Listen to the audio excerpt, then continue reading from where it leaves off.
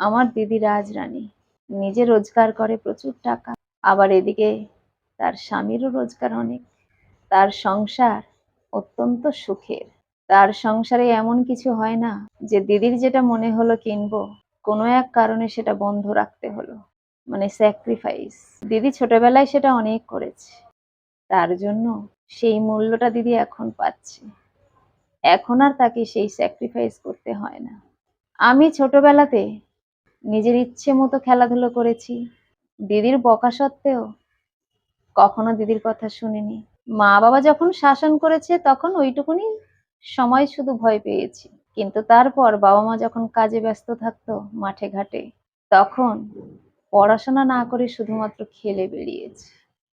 আজ মনে হয় যদি দিদির পথ অনুসরণ করে চলতে পারতাম, তাহলে আজ হয়তো আমাকেও পিছন ফিরে তাকাতে হতো না।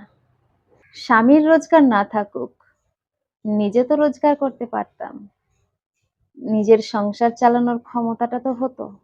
সব সময় বড়দের পথ অনুসরণ করে চলা উচিত ছোটদের।